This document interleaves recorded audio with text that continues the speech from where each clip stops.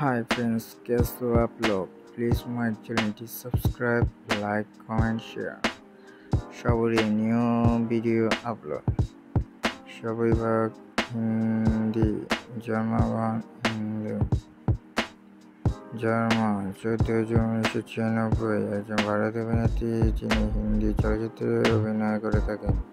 তিনি চলচ্চিত্র অঙ্গনে একজন সহকারী পরিচালক হিসেবে তার কর্মজীবন শুরু করেন এবং পরবর্তীতে অ্যামাজন প্রাইম ভিডিও এর ওয়েব ধারাবাহিক দ্য ফরগেট আমি আজাদি কে লিয়ে 2020 এর অভিনয়ের মাধ্যমে অভিনয় শিল্পী হিসেবে অভিবেশ করেন। তিনি 2021 সালে সাইফ আলী খান, রানী মুখার্জি এবং সিদ্ধার্থ চতুর্বেদীর সাথে যশ রাজ ফিল্মে বান্টি অন বাবলি 2 চরিত্রে অভিনয়ের মাধ্যমে বলিউডে অভিবেশ করেন। 2024 সালে সপরিবার জন্ম 14 জুন 1996 সালে। তার বয়স অনুযায়ী 29 বছর। মুম্বাই, মহারাষ্ট্র, ভারতে জন্মগ্রহণ করেন। পেশা অভিনেত্রী কর্মজীবন শুরু করে 2020 সাল থেকে। সপরিবার 1996 সালে একজন মারাঠি পরিবারে জন্মগ্রহণ করেন। তার বাবা শৈশেষ ওয়াফ একজন ভবন নির্মাতা এবং মা নমতা ওয়াং একজন স্থপতি। তিনি মুম্বাই দাদার পড়শি ইউথস এসএমএন হাই স্কুলে রূপালেন কলেজে পড়াশোনা করেন। মহারাষ্ট্রের মুখ্যমন্ত্রী মনোহর জৈন তার মামাতো মাত।